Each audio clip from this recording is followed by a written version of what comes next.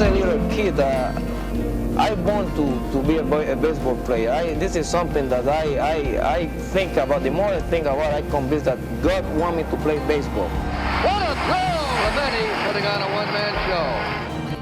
Roberto Clemente.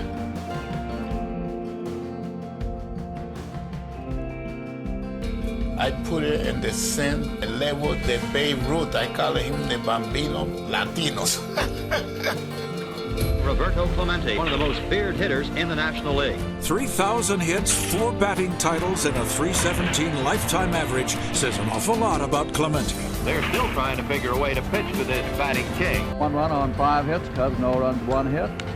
And there's a well-hit ball, right center, falling pretty fast out there. However, it is caught by Clemente with a tremendous running, sliding catch. Yo and hello everybody, Mike Moynihan here, and welcome to another episode of the Golden Age of Cardboard podcast. My co-host right there next to me, Andy Davis. Hey Andy, how you doing, man? I'm doing good, Mike. It's a little bit colder here today than I like, but it's about 30 degrees, so I guess it's that time of year, right? Winter is here. Winter is coming. Winter is here, to quote Game of Thrones. One of my all-time favorite shows. I think people that live in different parts of the country, like you live in Texas, I live in Oklahoma, and we kind of have like 2 seasons here. We have hot and cold. Like there's really not much of a spring and not much of a fall. We just go from one extreme to the other. Yeah, last week, I mean, it's 45 degrees here now, and we're supposed to get, freezing precipitation potentially tomorrow, and it was 90 degrees like last Friday. I mean, yeah, same here. It was high 80s, I think, here. You guys get a little bit hotter, and I think at times we get a little bit colder, maybe. Yeah, but it's certainly a world of extremes. Yeah, nuts. I can't believe it, man. This is the 9th episode of our podcast here. 9 episodes. That's pretty impressive. So far, so good. I think, and the response has been really great from most people. In fact, almost all people. And I wanted to tell you that when this episode drops, we're ranked usually in the top 50 of all hobby podcasts. So that's certainly due to your influence. So I appreciate that. I don't know about that, but that's not bad. I mean, for a relatively new podcast, that seems pretty good.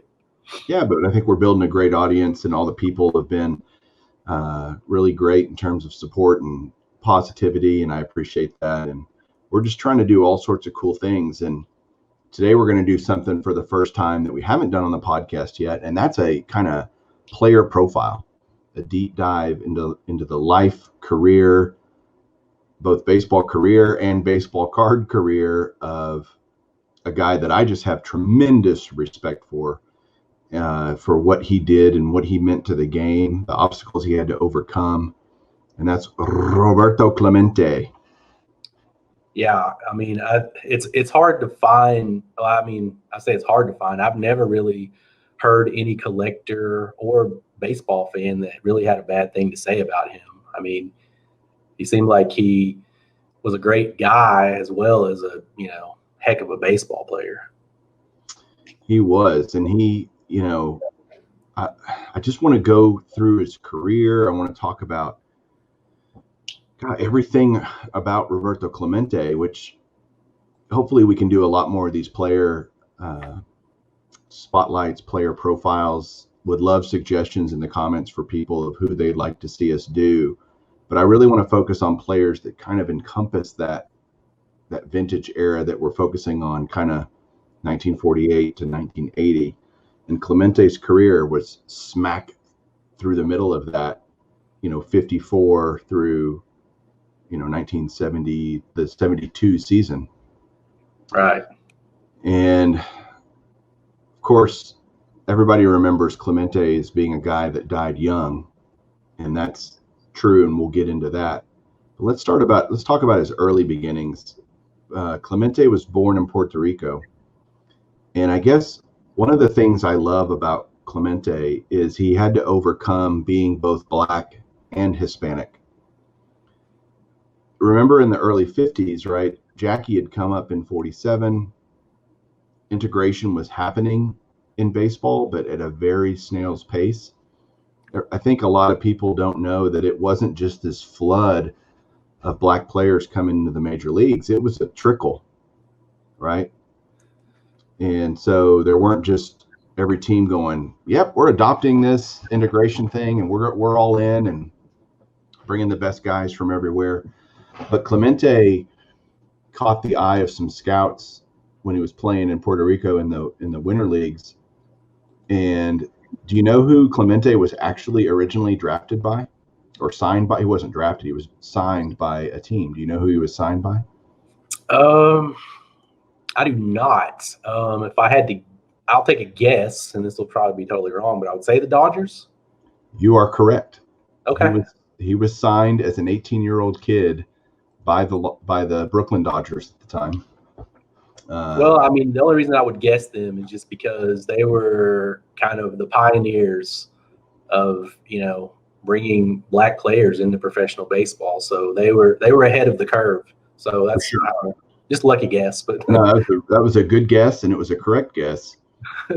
And so Clemente signed with the Dodgers in February of '54, went to play for the Montreal Royals, which is the same team that they sent Jackie Robinson to, if you remember, before he was called up to the majors. And he, had a lot of issues. He was, dealing with just the climate, and because it's Montreal's, cold in February or whatever, and dealing with that language barrier, all that kind of stuff. One of the guys that was a huge influence on Clemente in his first year, believe it or not, was Tommy Lasorda, playing for the Dodgers or AAA team in Montreal. And so that's something I've learned so much about Clemente researching for this episode, way more than I ever knew before. And I've as much as I appreciated him before, now I really have this extra. Man, he went through a lot and did a lot and was just this amazing guy and had this amazing life. So Clemente plays for the Royals, Montreal Royals, and the Pirates came and scouted him, and they were completely impressed. Not that Clemente was playing a lot for the Royals, but that he was just in pregame and just they were watching his arm, because Clemente was renowned for his just cannon of an arm in right field and hitting during batting practice and things, because he didn't play a lot, quite frankly. He was very sparingly played. And so the Pirates were talking to the Royals. The Pirates guy, the scout, was talking to the Royals manager and said, hey, don't be playing him a lot. Don't hurt our guy, because we're going to draft him number 1. And so they didn't. They didn't play him a lot. He played sparingly that year. And of course, then the Pirates drafted him number 1 overall in the draft at the end of the '54 season. Clemente makes his major league debut in '55. He was, again, not that great early on in his career, which a lot of guys come up and struggle. Speak of Sandy Koufax or guys like that. It takes a little bit of time. And he was young, right? He was 19 years old, 20 years old. So it took him a little bit of time to adjust to being in the major leagues. But once he did and hit his stride, man, he was just one of the best in the game.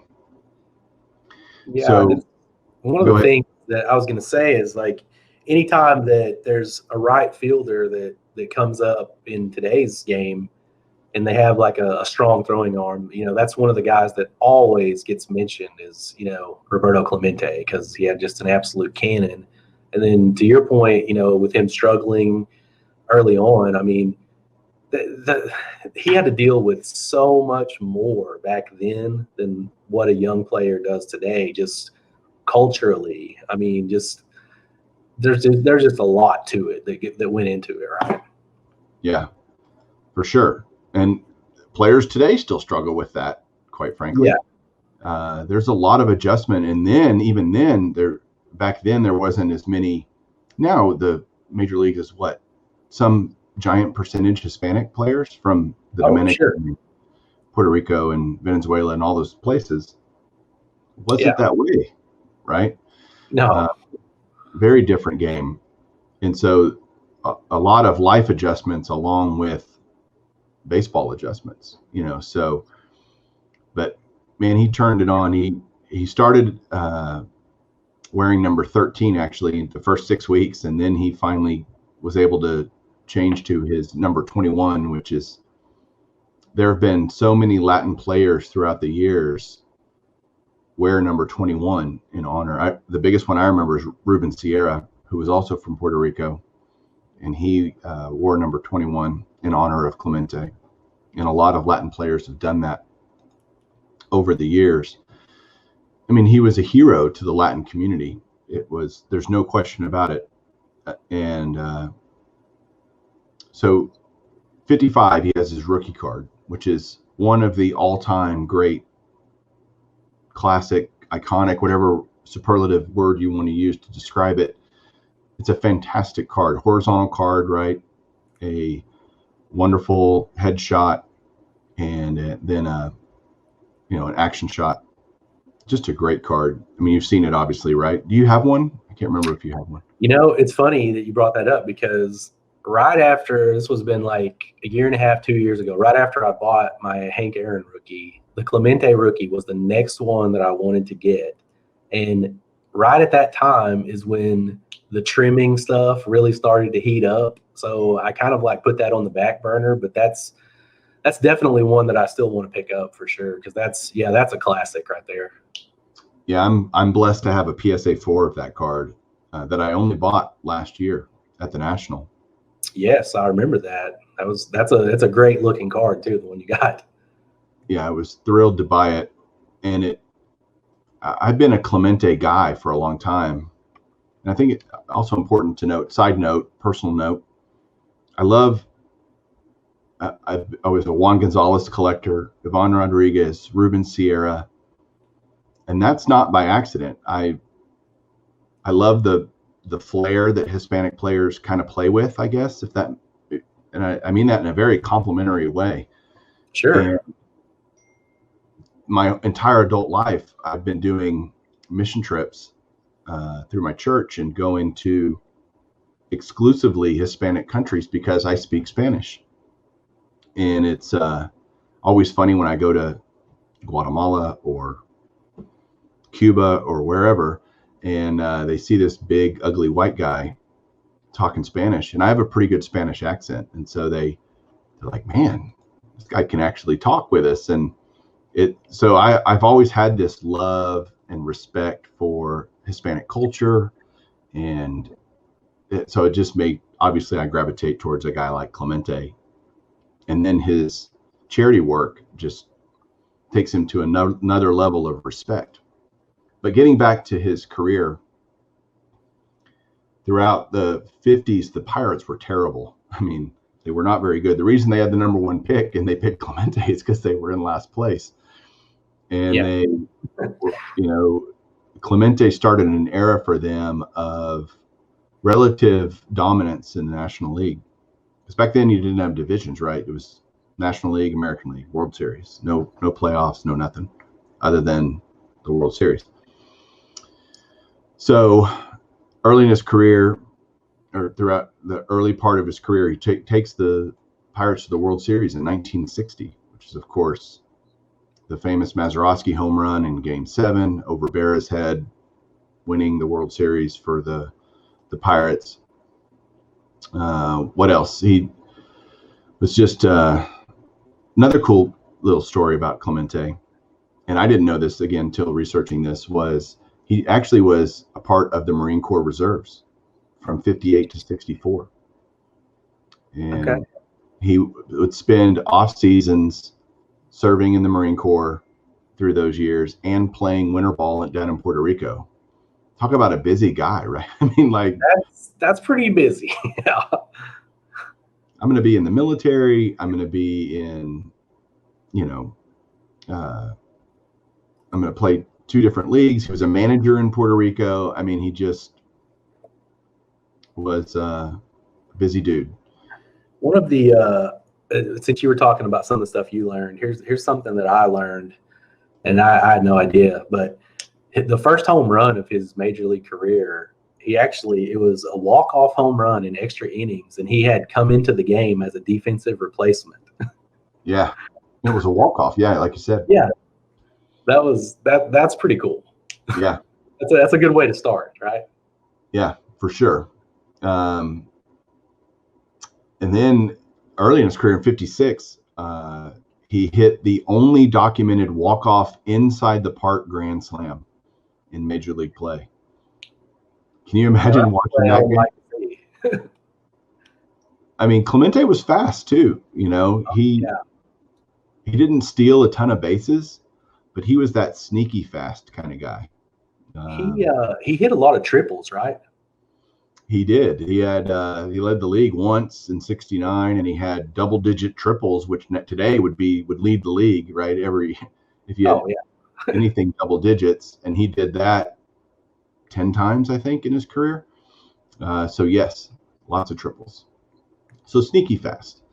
Not a big power guy though. He only hit 240 home runs in his career. He was a consistent kind of 15 to 20 home run guy in his career. The one year he hit 29 home runs was '66, which is coincidentally the same year he won his only MVP award.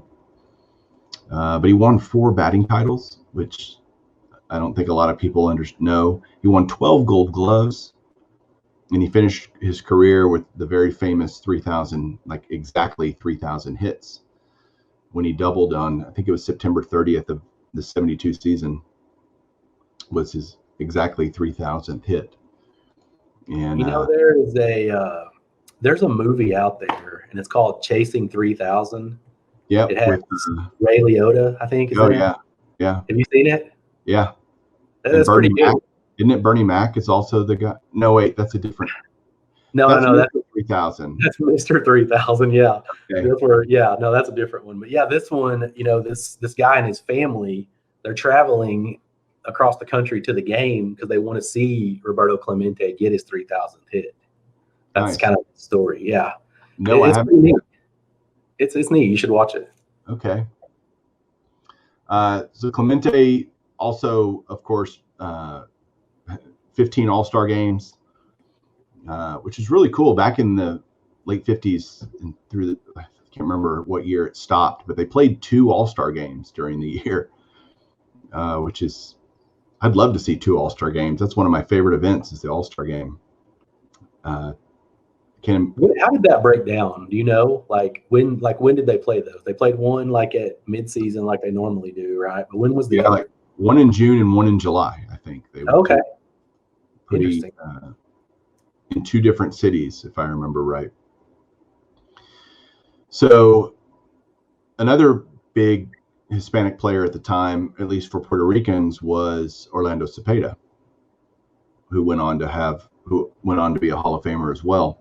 And they went back after the '61 season, they went back to Puerto Rico, and they had 18,000 people greet them at the airport. I mean, talk about being a national hero to an entire country. That's pretty cool. I can't get 18 people to show up, anywhere to say hi to me. No. They had 18,000. Maybe if you had a little bit better arm. Maybe if I could throw like Clemente, that would be true. And again, I think underrated in terms of the hobby. It's kind of hard. He's overshadowed a lot by the big guys from that era, which were Mantle, Mays, Aaron. But Clemente was so good. I mean, after the '66 or '67 season, they had kind of this poll in the winter meetings, and pretty much everybody voted that Clemente was the best player in the league, edging out Carl Yastrzemski and Hank Aaron and Bob Gibson and Ron Santo, guys like that. I mean, he was incredibly well respected during his career. I think a lot of people, again, because of the language barrier, he eventually learned English, but it was always broken and he wasn't terribly articulate in English during interviews and stuff. So a lot of people just didn't get to know him in the way that, in America anyway, American. He didn't have a very good relationship with the media, correct? I think it was lukewarm, but I think that was more a product of Language barrier. Language barrier for sure. Because if you're going to interview a guy, they probably didn't interview him a lot because they were worried about the quality of the interview, right? Right. But which is a shame. By all accounts, he was a great teammate and a great guy, and so I don't think it was ever a question of his character. It was just a question of his interviewability, I guess, if that makes sense. Which is kind of unfair. Well, I mean, there's a lot of guys that don't have good relationships with the media. Right. Good point. So the Pirates win the World Series in 1960 and 1961. Again, Clemente had been an all-star already. He was a great player at that point. But in 61, he got some advice from the Pirates batting coach, who happened to be Hall of Famer George Sisler, who knows a little bit about hitting. I mean, George Sisler hit over 400 in a season. And he got Clemente to modify his swing and use a heavier bat to slow his swing speed down. We think about guys wanting to increase bat speed, right? And so he suggested that, and Clemente kind of blossoms in his career from that point forward, just to be this, 200 hit season kind of guy. Because after the 61 seasons, really, 61 he hit 201 hits, and 211 and 64, 209, 202. So he became a much better contact hitter and hit 351 in 61. So I would say the advice worked, from Mr. Sisler, I should say. There's no H in there, but led them in 71. Again, they won the World Series over the Orioles, who were a juggernaut in the American League at that time, with two Robinsons, Brooks and Frank, and they were just a great team. And Clemente won the 71 World Series MVP.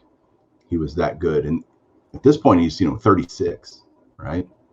Yeah, that was really towards the end. Yeah, towards the end of his career. And then after the 72 season, he decides to go on a flight down to Guatemala. I'm sorry, let me double check was it Guatemala or Nicaragua? Excuse me. He was going to Nicaragua. There was an earthquake in Nicaragua on December 23rd. He had organized a bunch of relief flights to help people down there. And this was the fifth flight. The first four had been diverted because of the corrupt government in Nicaragua, and the relief wasn't actually getting to the people. And so what he does is he goes, I'm going to go on this fifth flight to make sure that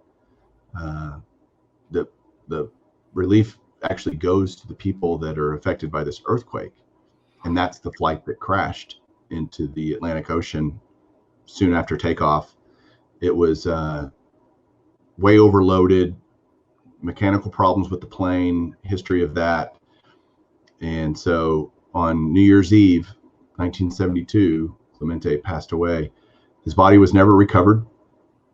It's interesting, some little side notes about that. One of his teammates, Manny Senguian, who I think was a catcher, if that sounds right. Can't remember. Doesn't matter. He was the only member of the Pirates that wasn't at the funeral. And the reason he wasn't at the funeral is because he went down there and was diving near at the crash site to find his friend's body. I mean, that's just crazy.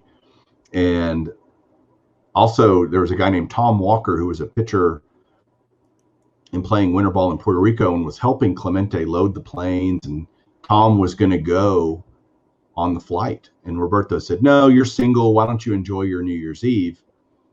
And told him not to go, and he didn't, and was saved. And his son is actually Neil Walker, who's who is a major league player.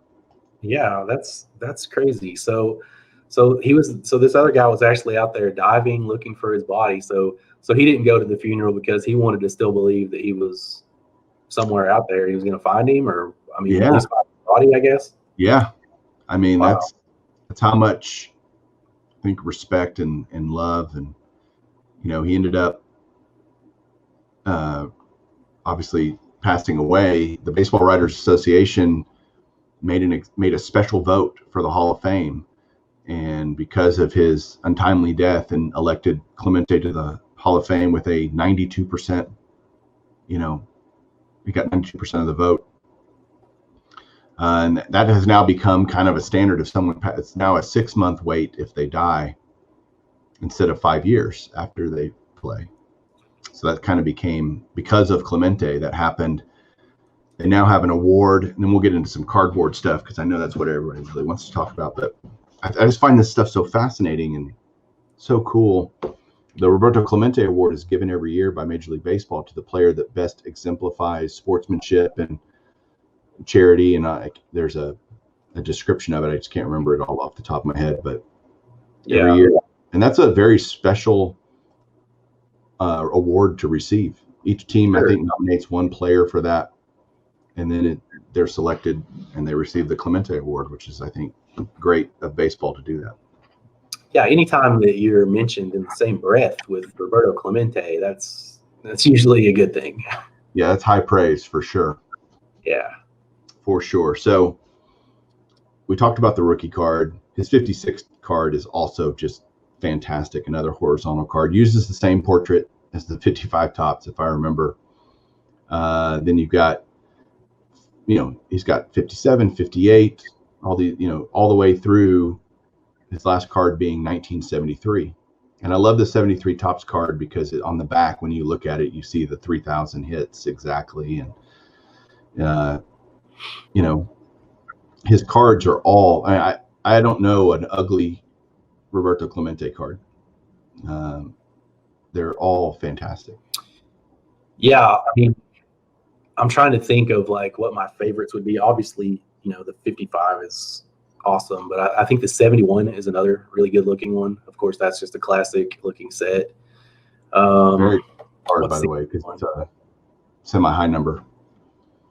Yeah, and then, you know, of course, just being the black borders, so condition sensitive. So if you can find one of those that, you know, doesn't have to be like a super high technical grade, but as long as it just, you know, find one that looks good, they present really well.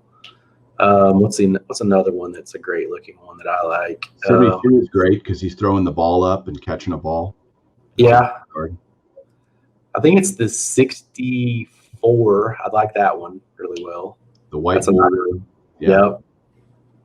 Yeah. What's your favorites? Oh man, I like the 70 tops a lot. The 71 you mentioned. God, it's hard. Any of the 50 stuff is just beautiful. The 72 in action, that's another good one. That's right. Because most of his cards are headshots. True. What's interesting about Clemente's role, his deal with tops, is, do you remember what they called him? So most of his cards throughout the late 50s and 60s, he was named Bob Clemente. Yeah, he did not like that. He did not like that. He was Roberto Clemente. Do not call me Bob. Yeah. And that, you know, I think it's 55 and 56 tops cards are Roberto Clemente. And yeah, that switches over. Let me look. I want to make sure I'm right on that. Yeah, 57 is Bob Clemente. And what is the story with that, as far as like why did they insist on putting it as Bob? Well, he was becoming a star, and I think they wanted to Americanize his name. Okay. To make him more appealing to the masses, which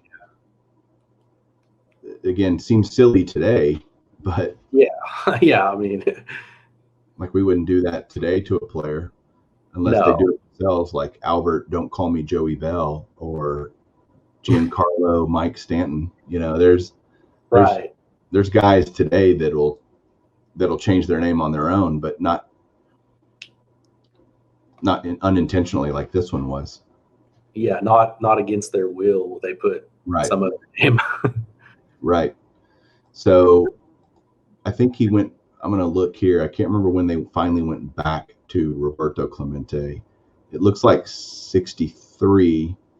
At least on the 63 Fleer, he's called Roberto Clemente. But he is Bob Clemente on his Topps cards, you know, all the way essentially to, golly, I'm looking just till 1970. They finally went back to Roberto. So from 57 to 70, or 69, I should say, he was Bob Clemente. And I guess he finally figured out a way to get him to change it back. Yeah, that seems crazy. I mean, it's hard to even understand that type of thinking, I guess, since we weren't around during that time. So it just, I don't know, it seems weird. It's not just seems weird, it is weird. It is weird. You're right. It seems weird because it is. So the super expensive cards for Clemente are 55, 56, 57 and high grade are all super expensive.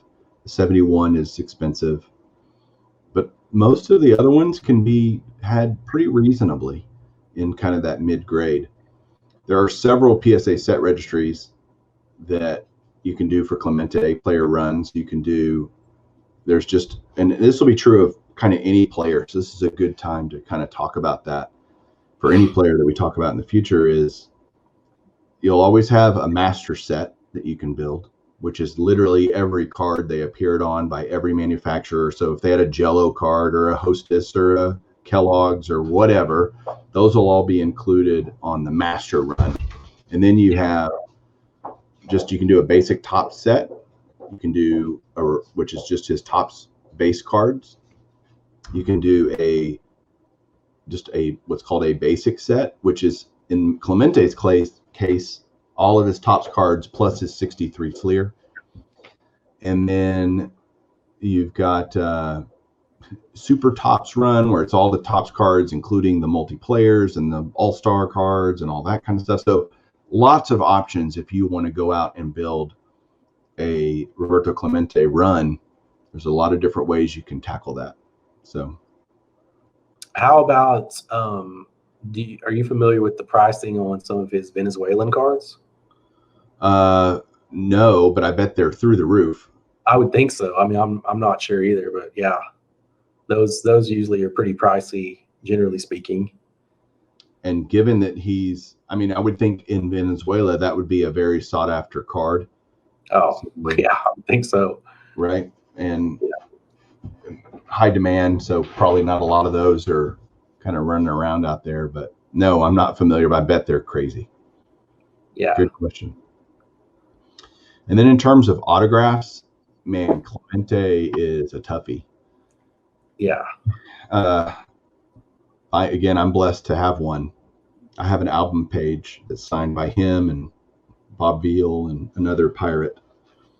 And it's kind of one of those, I'm just glad to have them. But you can routinely pay for just a kind of cut signature or whatever on a piece of paper or something, an index card, something like that. You're going to pay. Again, autographs are much different than cards because what it's on, the quality of the signature, all determines price. It's very fluid, very sensitive to those things. And so you're going to pay anywhere from, say, $700 to $1,500 for a Clemente autograph. Not cheap. What about his autograph? Does he have very many? I would guess no, but you'll know this. Does he have very many playing day cards that are signed? I wouldn't use the word many, so I agree. They are scarce. They're not impossible. Yeah. Clemente always, and this was because back then they're in the 70s, he passed away in 72. So there's no Sharpies weren't a big deal back then. So it was all ballpoint pen. Yeah. And if you've ever seen his autograph, it's incredibly complex is probably the right word. It's very, just kind of all over the place. It looks almost like scribbling, and it's usually done at a weird angle, and anyway, point being, his autograph was also very large, so it was hard to fit on a card. And it would, and there are cards out there, but you're going to pay, again, depending on the quality of the autograph, etc., and what card it is. I don't know, $1,500 to $4,000 or $5,000 for a playing days card of Clemente. So, and again, remember back then, having a card signed was tantamount to destruction of the card. Yeah. And so not a lot of people did that back then. Today we'd consider it very normal, but back then that was not a common practice. You would have players sign an autograph album, or your ticket stub, or whatever you had on hand. You certainly wouldn't use a card. And so it was just uncommon, for sure, rare, but they're out there. You're just going to pay for them. Yeah, like how often does something like that pop up at one of the major auctions? Very rare. If you see them, you'll see them in auction houses mostly. Yeah. Not something you're going to find on eBay a whole lot, if ever, because that's considered just a tremendously high-end item, and those will go typically to the auction houses. Yeah, I know a lot of people that like Hall of Fame rookie autograph cards. Like, I would guess there's not many of those. If I had to guess, I would guess there's probably 20 of those in existence. Wow. That would be my guess. There's very, very few of those. And those would command, I wouldn't be shocked if one of those went for $10,000 or more. Yeah, I would have thought more than that even. Yeah, if they're crazy. If they're that tough to find, yeah, because a lot of people out there love to collect his stuff. So if there's that limited of a supply, wow. Yeah. And a lot of people that have it probably aren't selling, right? Right. Yeah, why would you? Yeah, I'm going to another one. You're not going to be able to replace it, right? That's right. They're not all over the place. But interesting. Yeah, he's got just so many great cards, and a lot of them are headshots, as you mentioned, but that's not a bad thing. He's I think a lot like Ernie Banks. He's just kind of got this look on him, and just kind of a fun-loving, loved the game, loved playing, enthusiastic. So, and then that came across in his cardboard, on his cards. So yeah, and I think like one of the things you mentioned earlier about, the reason that you like a lot of the flair and stuff like that with players like him, and another thing that I think really appeals to a lot of people is that he came up there to hit, right? Like he didn't walk much. And he really didn't strike out that much by today's standards either. Like he came up there to hit, and that's what he did, right? Yeah, for sure. Action player. Absolutely. He only averaged about 41 walks a season. Yeah, I think I was looking at his stats. Like I think his career high was like 56. Right. And a lot of years, like it'd be like in the 20s and 30s. Yeah. That's crazy for a full season. I think I've heard that a guy like Vladimir Guerrero modeled his approach at the plate to Clemente. And obviously Guerrero is renowned for swinging at anything, including balls bouncing to the plate, and Clemente was a lot like that. Free swinger, was up there to hit, and his average, 317 career average, he was pretty good at it. He knew how to hit. Adrian Beltre is another guy. I know you like Beltre. He's up there to hit, for sure. And that's he didn't mind going down to 1 Yeah, great mentality though, I think, to do that. And it's not like these guys are just like just wild swingers. I mean, like they can hit bad pitches. Yeah, absolutely. Yeah, I like that because it's action. That's what baseball needs, more action. It does.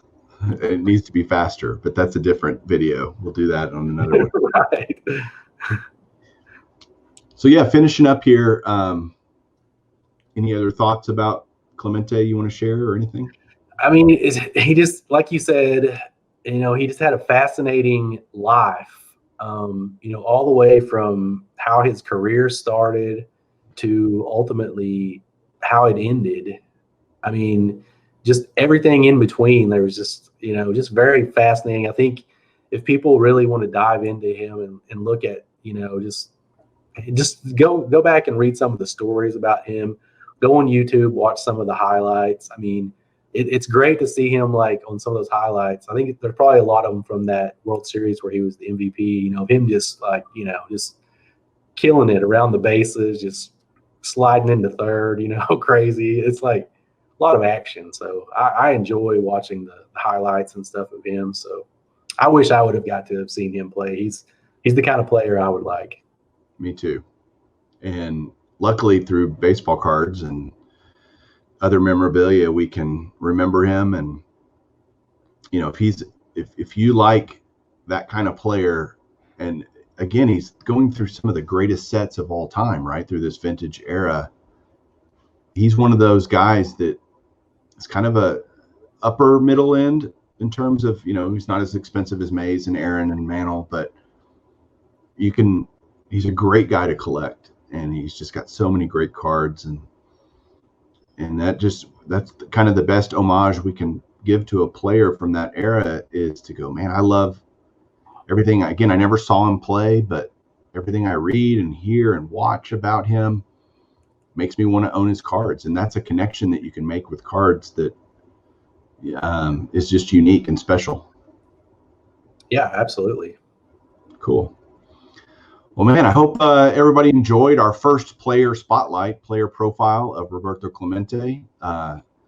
Please subscribe to us, check us out, go leave a review on Apple Podcasts if you can. We'd love to, get feedback from everybody out there. Let us know who else you think we should do in this series as we kind of rotate among different topics. Andy and I have I'll be interested to hear like who people want us to talk about in a player spotlight. Yeah, because these are fun, and that's what's great about vintage too. I should have said this at the beginning. Now it's at the end. So hopefully if you're listening at the end, you'll get this little pearl of wisdom that I'm about to lay on you, is that vintage allows you to collect. This is just true of baseball cards probably, but especially in vintage, you can be a player collector. You can be a team collector. You can be just a certain set collector. There are just so many different ways to attack it and tackle it and enjoy it and love it, that just whatever floats your boat, whatever makes you happy, go out and do it. But doing player runs is one of the most fulfilling things I think you can do in the vintage era. It's getting all the players' cards throughout their career. It's so cool to lay them out and see them all together and see how they age over time. And it's a great way to enjoy the hobby.